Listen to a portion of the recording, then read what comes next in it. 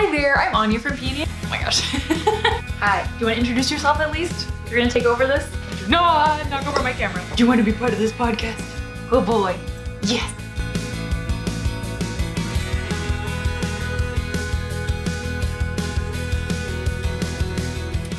Hi there, I'm Anya from Peony Thyme, and welcome to episode whatever of this podcast. I didn't actually even know what episode we're on. It's been a while. I missed chatting with you guys, and oh my gosh, I feel like so much has happened since I did, well, so much really has happened since I did a podcast last. My husband and I bought our first home. This is it. Oh my gosh. I've been hearing, you know, I had friends who have been house hunting over the last few years, and I've heard from them like what a crazy roller coaster it was, and they were not wrong. Oh my gosh, it was crazy. You know, it's crazy when I feel like it's such an emotional thing. It's almost like dating where you like go and see a house, and if you really feel a connection and you really like it and you could really see yourself there, and then you make an offer and then you don't get it. It's really a bummer. Anyhow, but we ended up with just a really like the cutest little house. We really, really love it. And we had been thinking that we would maybe get like a fixer-upper because that was a lot of what was available in our area, in our price range. And, you know, I get overexcited when I watch HGTV. Plus, I really love design and decorating and everything. Anyhow, but we ended up being able to buy this beautiful little home that the previous owners had remodeled themselves, and they were like professionals. They knew what they were doing.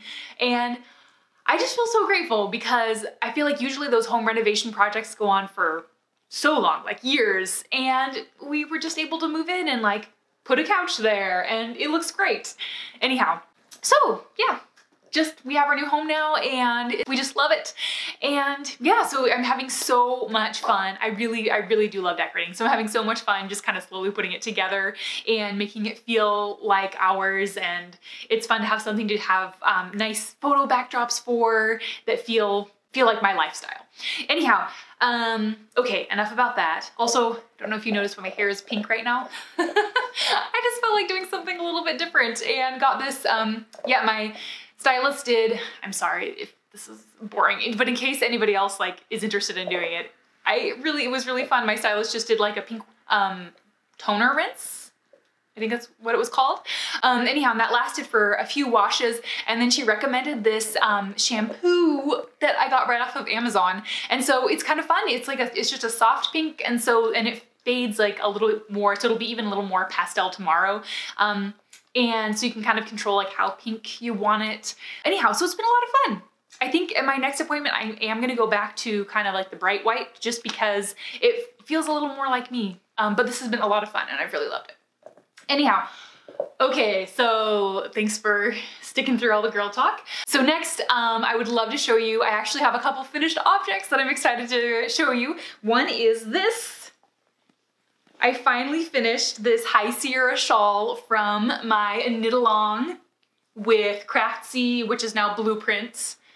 You guys, I'm so proud of this because this was really, really stepping out of my comfort zone. I love doing like those kind of comfort food knits that are really basic, and I love projects that you can just sit down in front of Netflix with like your cup of coffee and just really enjoy not having to think really hard. Yeah, so lace work is not my strength, and as you can see, there totally are like some, will this focus? Yeah. Anyhow, but there are some like real big stretches of like actual lace work in here. So that was really intimidating, but as you probably are like tired of hearing now, if you've been following me on Instagram, the designer who made this, Romi Designs, Romi Designs. I think it's Romi Designs. I'll put her handle on here. Super talented. She's like the queen of gorgeous shawls and amazing lace work. It's truly like inspiring. Anyhow, also, she's just like the nicest human, and so she was the one leading the class, and so her videos, the video instruction was so clear and helpful and positive. It was just like exactly my speed, which was so nice. And so I felt like she explained all of the lacework really clearly in a way that I could understand. And also it has these big patches of just garter stitch, like even in between the lacework on some of these. Some of it, not so much. But then also like all the striped sections here, like this is just garter stitch. So that was really great because I'm like, for these chunks of lacework, you think and focus really, really hard, and then you get a nice reprieve and you're just like, okay, all I have to do is knit here for a while. Also, big game changer that I discovered with this was I really learned the importance of stitch markers. And oh my gosh, girl, those 100% saved my life on this lacework, because before I kind of was, you know, getting a little cavalier with it, kind of like the way that you don't really want to do swatching. Or just like, oh, I'll be fine. Oh, no, buddy, settle, settle. Good boy. Okay. Sorry about that. Yeah, you know, kind of the way you don't really want to do swatching. You're just like, oh, I'll be fine. Like, I'm a big girl. Anyhow, and then I had experiences where then I would do lacework like that and then discover after a section, you know, like I'd count the row and be one stitch off and have no idea where it was, you know, in this whole like huge chunk of lacework, and then just have to rip a ton out. Anyhow, so then using stitch markers and knowing like how many, you know, like the repeating pattern of like 8 stitches for, you know, for the lacework. So I'd be able to count like, okay, well, are there 8 in this section, 8 in this section, 8 in this section? Oh, this is the section that had the problem. And I maybe have a little more chance of actually being able to fix it. Or kind of like fudge it a little bit so that it kind of looked okay. Because, you know, after a while I'm like, it'll be fine. Nobody will be able to tell. Anyhow, yeah, so stitch markers were a massive, massive lifesaver.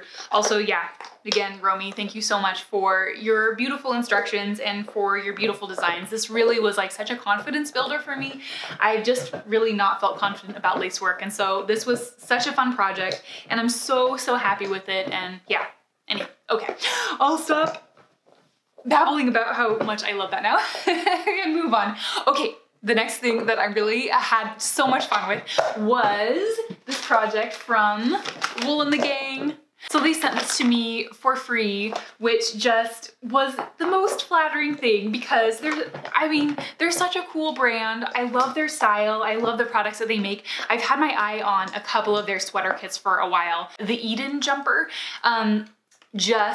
I love it so much. Anyhow, that one and I think it's like the Moon or the Moonwalker sweater, something like that. It has the word moon in the title. Anyhow, and then now with this new launch, they have this classic looking fisherman sweater that looks so gorgeous. I'm obsessed with it. Anyhow, so those are like on my eventual list. You know, maybe I'll like birthday or Christmas or something. Anyhow, oh my gosh, sorry. I just get excited and start, you know, wanting to like a stream of consciousness share with you what I'm stoked about. Okay, so they sent me a message about talking about their new wave yarn they are just releasing. And super, super cool. It's, sorry, the dog's being really funny and distracting. Anyhow, oh my gosh, sorry. Yeah, so they launched this new yarn line called New Wave, and it really is so cool. I think it has like being an environmentally conscious focus, and it's using plastic water bottles that would otherwise have ended up in the ocean. And I just on their, well, the Insta stories probably will be gone now by the time I get this up here, but like on their Insta stories today, they were talking about how they actually are using like water bottles that literally would have been ending up in the ocean otherwise. And so I think it's 3 water bottles, plastic water bottles that end up being in each skein of yarn. So that just is so cool. And it's really interesting.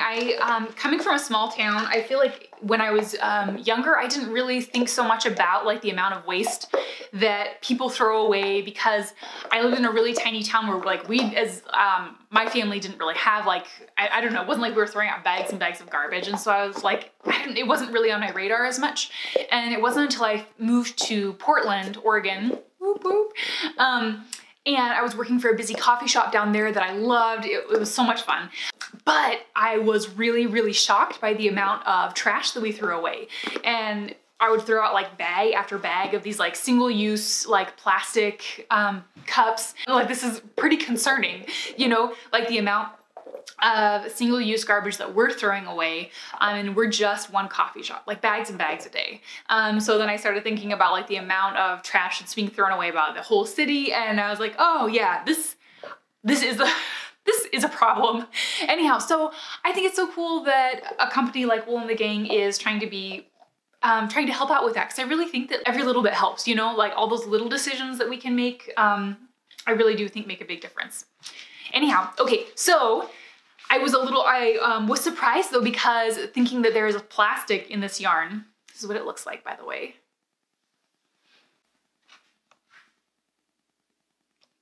So you can kind of see like the texture there a little bit. It's almost like a fabric-y, because it's kind of like spun, or it's almost like a fabric-y, like a pre-knit fabric almost. So yeah, knowing that it had plastic in the yarn, I was kind of expecting it not to be very soft, but it's actually really, really soft. So that was fun. And then the other 50% I think is just cotton.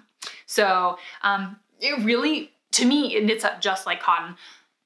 I also have not done a ton of work with cotton, but it knits up just like cotton from what I remember. Anyhow, so I made the message in a bottle beanie. How cute is this? I'm a sucker for just like a classic beanie. So it's maybe just like once it's knit up, I feel like it's maybe just a little firmer than like just a strictly cotton or cotton blend. But yeah, but it's still super nice. And yeah, it just kind of feels like cotton to me, basically. Also, look at this stitch definition. Like, that is so cool, and it really makes me want to try like their like I was mentioning, the fisherman sweater. Like they have that fisherman sweater, which is so gorgeous and classic looking. But so the pattern on there, it's like the stitch definition is so crazy and beautiful. Anyhow, so that's really, really cool.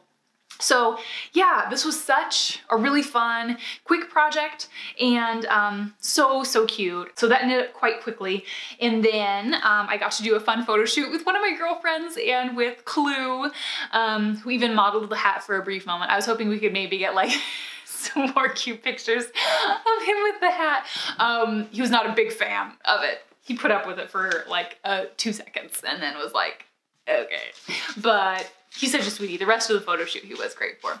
So yeah, thanks so much, Chelsea, for helping us out with that. That was we had such a fun time. Anyhow, thank you so much, Wool and the Gang, for sending me this awesome project. I was just really honored that you would invite me to be included in this launch, and thank you guys so much for caring and for making a difference for the planet. That's awesome.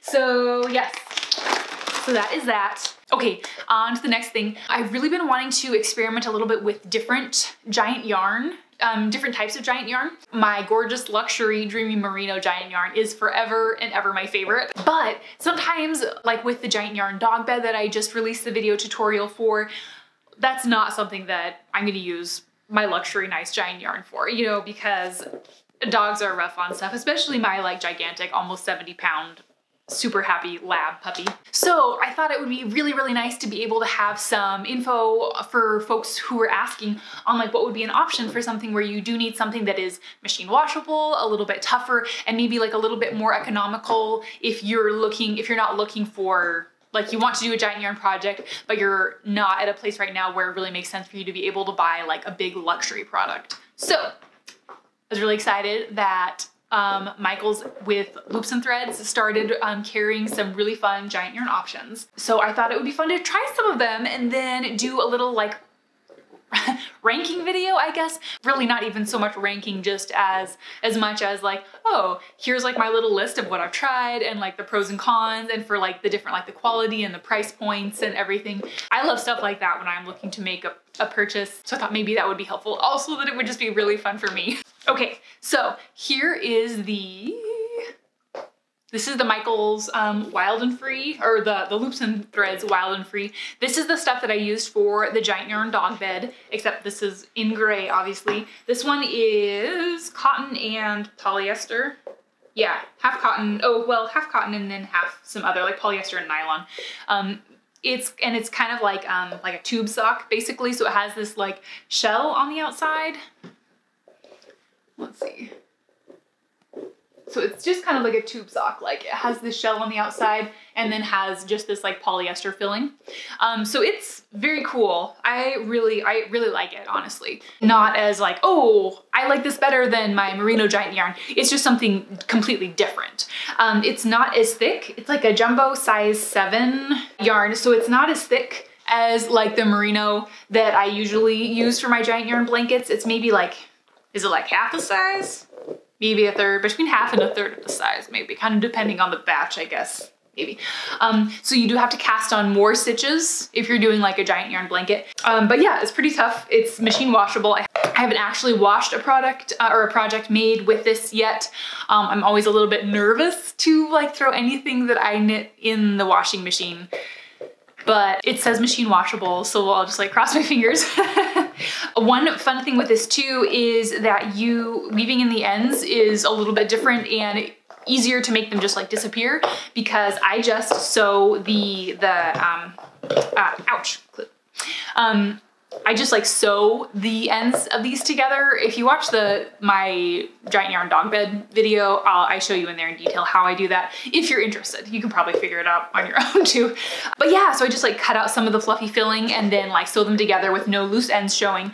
And then the same thing with the end, like cut off some of the fluffy filling, turn the end inside out so that there aren't any raw ends, and then tuck that up and then sew it down really well. And then that is like really sturdy, because I'm always nervous about with my knitting projects that like a loose end will pop out and look bad. But if you're actually sewing it down, like it's probably gonna stay in place. So that is that one. Okay, my other one that I'm really curious to try is this. So this is the Loops and Threads Free Spirit. So this is what looks to me like their version of the Big Stitch Merino roving giant yarn. Let's see if you can see this here. So it's pretty large. It's like about the same, I would say, like maybe like a jumbo size 7-ish. So which definitely makes it still like at least just half the size of like the merino giant yarn that I use. So I'm really curious to try it. As you can see here, like it looks a little bit fuzzy, like it kind of fuzzy, and like it's already, I don't know, like it looks kind of pretty prone to shedding to me, more so than the merino really.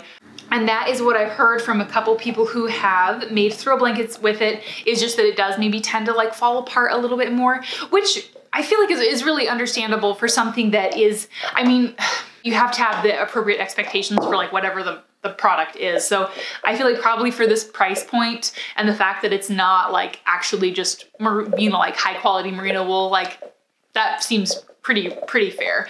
I don't know. Yeah, it's 60% polyester, 20% acrylic, and 20% wool. Oh, interesting. So with these care instructions, hand wash warm, don't bleach, dry flat, don't iron. Someone out there ironing their knits. Oh my gosh, yeah, because this plastic, so it probably would like melt to the iron. That would be a nightmare. And don't dry clean. Okay, interesting.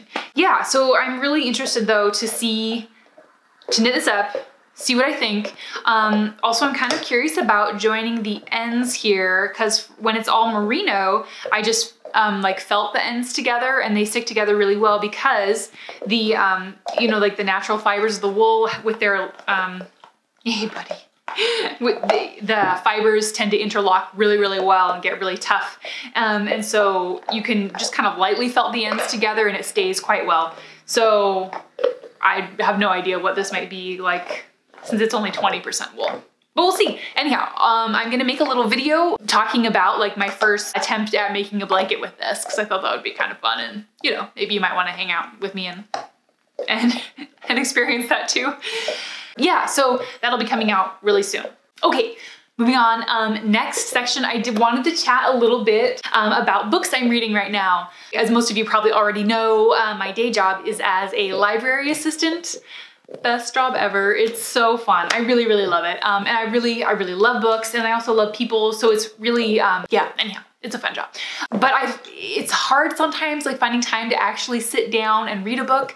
But I've been really trying for like the last few months, and for like one of my goals for 2019 is to actually sit down and read more books, fiction and nonfiction. I really love a good story. But I also have been trying to make time, like part of my morning routine, to like sit down with a cup of coffee after I take the dog for a walk, and sit down with a book that's maybe just kind of like soul recharging sort of books, where I can just kind of of feel like, yeah, where it just kind of helps you like put things in perspective and just kind of like check in with your heart, feel just kind of recharged and encouraged for the day. It really helps my mindset.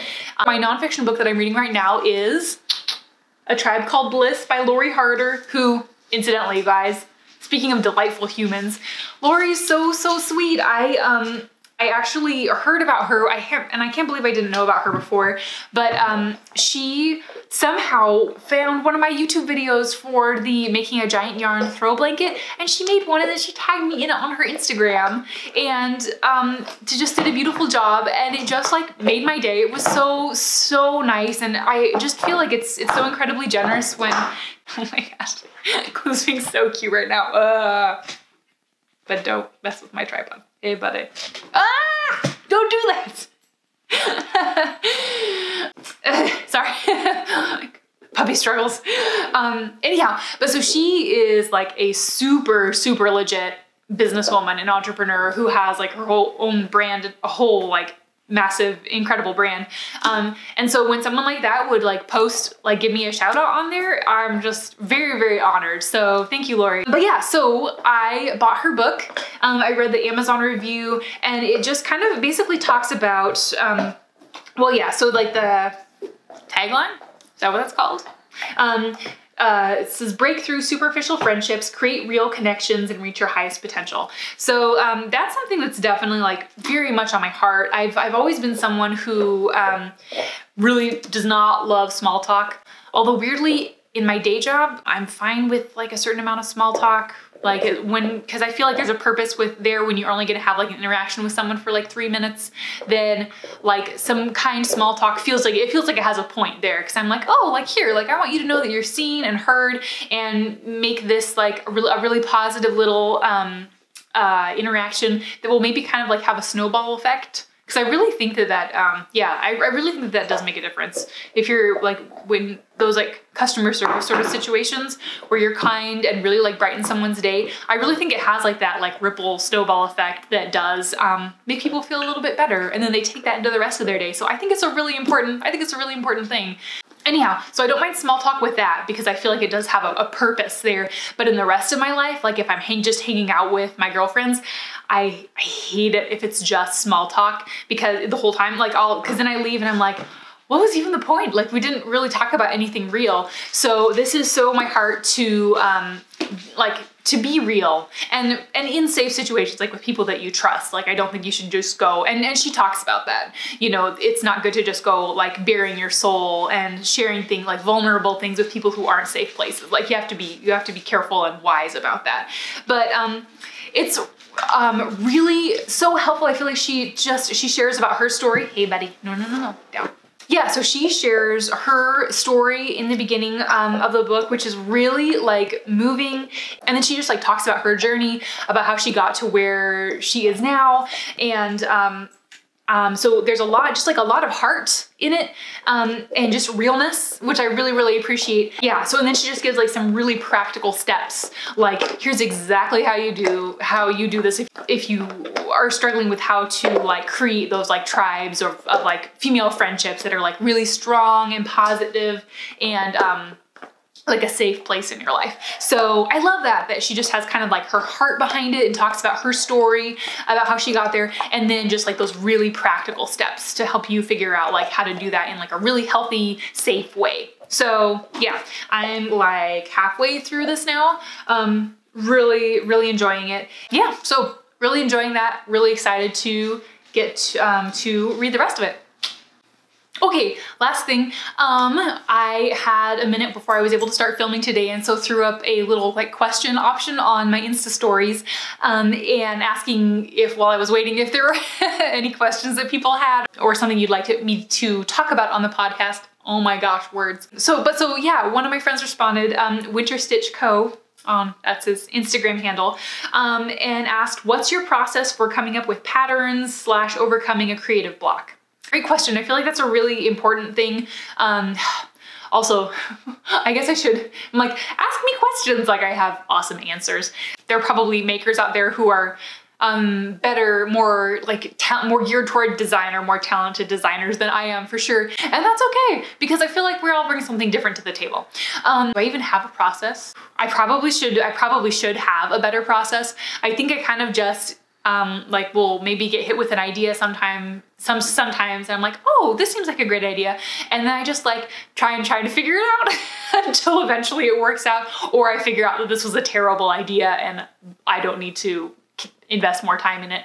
But I feel like maybe my theory is more kind of like a Winston Churchill quote that I was reminded of recently. It's, I'm gonna paraphrase this because I don't remember exactly how it goes, but basically it was like, success is just moving from failure to failure without any loss of enthusiasm. And I was like, oh, I love that. And that's honestly something that kind of really resonated with me. I think I feel like creative block when I feel discouraged. Sometimes if I am feeling a little bit discouraged, like maybe I had a project that I was really feeling excited about, and then I felt like it was a fail for whatever reason, sometimes it bums me out and I feel kind of sad, and then I start questioning like, maybe I'm just like not good enough for this. And I think it's okay and important to like feel those feelings and kind of process through that, but definitely like not to stay there.